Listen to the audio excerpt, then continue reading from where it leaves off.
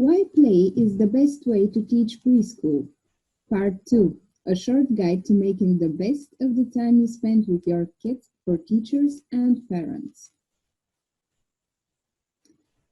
Did you know that scientists have recently determined that it takes approximately 400 repetitions to create a new synapse in the brain unless it's done with play, in which case it takes between 10 and 20 repetitions? Can you imagine this? That your children, and actually adults too, can learn between 20 and 40 times quicker if they're engaged in some type of play? Fascinating, isn't it? And if this is the truth, then how can we use the different types of play so we could help our children learn while they and we are having fun? For those of you who haven't met me before, hi, my name is Yanica and I'm the founder of Printable Preschool. I help people prepare preschoolers for kindergarten with fun ideas for crafts, printables, and activities. Before we proceed our talk about the benefits of play for preschoolers, I want to take some time first to thank you from the bottom of my heart for the great feedback I got on my first video. Even though the audio was very bad, my microphone was out of order because I have a 2-year-old. And it's awesome to know that there are so many amazing people just like you that are interested in how to use play to improve their preschooler skills and prepare them for kindergarten easily, without hustle, and while you're having fun. It's mind-blowing. Thank you for that. Thank you. In the last video, we discussed how our world is different today because of the global C-19 situation and how we have to make quite a few choices to change our daily lives to adapt to the new conditions we're in. We also talked about the different areas of development in preschool and the changes every child experiences in their physical, cognitive, language skills, psychological growth, emotional expression, social skills. You got also a lot of ideas you can put to practice both at your classroom and at home. What I want us to do now is I want to show you that it's possible for you to use play and the different types of play. We're going to talk about them in a second. So you can educate your kids while they and you are having fun without having to pre-plan every detail. You will never have to feel like a failure and think you could not teach your little ones because something during your day didn't go according to plan. And if you have been working with preschoolers for a while, you must know that things don't go to plan about 95% of the time. They literally fail miserably. I want to take you deeper into understanding the different types of play. I'm a strong believer that people implement, even unconsciously, the things that they truly understand and resonate with. I want to help you to see the values in the different types of play and the benefits for your kids' brains. These are scientifically proven facts, and they will help you in your classroom or in home setting to make the best of your time with the kids and raise lifetime learners, because we're all in for that, aren't we? So, dictionary.com defines play as to exercise or employ oneself in diversion, amusement, or recreation. There are many other definitions of play, and the deeper you dive into the psychological part of it, the more the definition says that play is responsible for one's ability to improve their skills and advance to next level. For the purpose of this video, I want to clearly define what play is. Here are the 5 traits of play. Play is pleasurable. The kids must enjoy the activity, or it could not be defined as play. Play is personally motivated. Children play for the satisfaction of play. There are no external motivation or goals. Play is process-oriented. The means are more important than the ends. Play is freely chosen. It's spontaneous and voluntary. Play is actively engaged, physically or mentally, and play is non-literal. It involves make-believe. Now, let's jump into the nitty-gritty details about the 5 types of play I will be talking about and how each and every one benefits your children in different ways. The first type we're going to talk about is social play. It starts at very early age, usually with mom and dad at home, playing peekaboo, toy cars, caring for baby dolls, etc., etc., and grows into play with peers. Play with parents sets the stage for the children's ability to successfully play with peers. Playing with peers, on the other side, has great impact on the development of the child as a whole. It benefits their cognitive, social, and emotional development. And in contrast to the parent-child relationship in which parents are typically in charge, the peer interactions have relatively even distribution of power. The children have to create and agree to the rules of the game together. For example, we're going to build a castle where I'm going to be the princess and you're going to be the dragon, and so on and so on. And in doing so, they practice the skills of planning, negotiation, and cooperation. The second type of play we're going to discuss is object play. Object play can be formally defined as active playful manipulation of objects. As soon as children acquire the physical capacity to move and pick up objects, they start manipulating them and playing with them. Throughout their childhood, object play remains a great part of their whole playing experience. Play with objects is believed to make significant contributions to children's physical, social, and cognitive development. For example, interactive object play with adults and peers benefits the children's social development.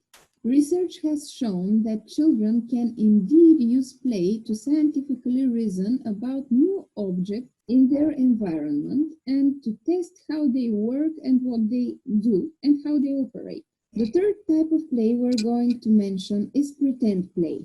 The benefits of play are perhaps the best addressed with pretend play exactly. Pretend play involves creating alternate realities to the real world, like enacting different people, places, and times. Objects become symbols, they have new meaning, and so on. Preschool is the high season of pretend play. Pretend play has been linked to creativity and creative problem solving in particular. While involved in pretend play, kids mentally transform objects within a play scenario. It contributes to children's understanding of symbols and their meaning, which is essential to counterfactual thinking, empathy, and formal learning when they're bigger.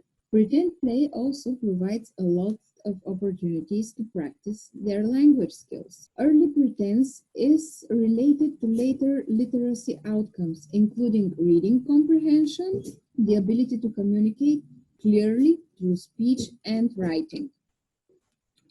Dramatic play contributes to children's narrative abilities, thinking and telling stories. So, a recent study shows that even a small amount, like 10 minutes of pretend play every day, improves the children's performance on their executive function tasks. This suggests that pretending may encourage the flexible thinking required for children to overcome impulses and successfully control behavior. Taken as a whole, encouraging children to engage in pretend play and furthermore cultivating more mature forms of pretend play could be a natural way to promote executive function within and outside of formal educational environments. Very important. Type number 4 is physical play. Physical play is also known as locomotor play or exercise play. and it involves physical activity in a playful manner, like kicking, running, jumping, climbing, chasing, and so on. Promoting the physical benefits of locomotor play is perhaps more relevant today than any other time in history of the humankind. Obesity among children is at their highest rates as ever before. For example, according to a research from 2011,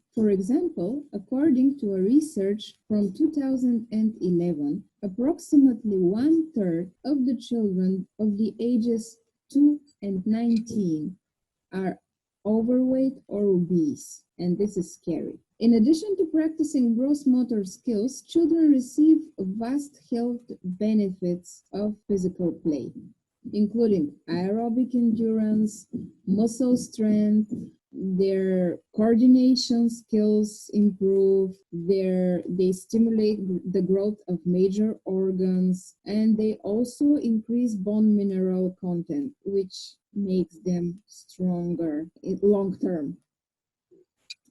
Physical activity could contribute to the development and expression of self-regulation too. Research claims that moderate to vigorous levels of physical activity can improve executive function in school-age children. So make them move. They have to move. The last type of play I'm going to talk about is media play. Technology is more a part of children's lives today than it has ever been before. On average, children under 3 spend 3 to 4 hours per day engaged with screen media, and by 8 years of age, that number increases to about 7.5 hours per day. I believe for some kids during this lockdown, the numbers have increased even more than this. Technology-based games can be a powerful tool to promote learning beyond the point in early childhood. Video and computer games can promote learning even if they are not designed to do this, to have a specific educational goal in mind. Games require children to make decisions. They present increasing difficult challenges and encourage exploration, experimentation, and creativity in problem solving. Such behaviors feed into the foundation skills of science and math. Such behaviors can improve the results in science, maths, experimentation, and discovery. Technology should never replace traditional forms of play. Children still need to play with blocks. They still need to pretend, and they need to run outside. It may, however, be time to kind of break the automatic stigma attached to video games and similar media. They can introduce rich content and provide opportunity for children to practice a wide range of skills. Now that we've went through all the types of play, I have prepared for you a list of great activities that you can put into work both in your classroom and in home setting. I will not go through in detail through all of them, but I'm pretty sure you're going to like them and you will be able to improve quite a lot of this. A lot of people have been asking me, Yanica, but how do I play with my child and work from home at the same time? I have to use the computer and I can't figure out how to keep my child busy, having fun, and learning at the same time. Like, this is mission impossible. I don't think that what you're talking about works for me. And I want to address this with an example. Have you given a stick to your child lately? A stick, a normal stick. It could be a short one, it could be a big branch. A stick. If you haven't, grab one on your next walk and just give it to your kids. A branch can become a number of things, and it can literally bring an hour of fun without you messing with your kid. Well, you are, of course, going to have to keep an eye on them, but they won't require your immediate attention and ask you for interaction all the time. Here's just 10 examples of what a stick can be. It can be a horse, air guitar, spear, hockey stick, shovel, sword, fishing pole, flag, magic wand, or microphone. The possibilities are endless. And this is just a short list. And guys, I'm not telling it's easy. It's not. But we're in this together and we can figure it out. I believe in that. I really strongly believe in that. And you already know that different kids enjoy different types of play. For example, I have a 2-year-old that is not really into painting and scribbling and drawing, but loves all types of blocks, rails, and magnetic tiles.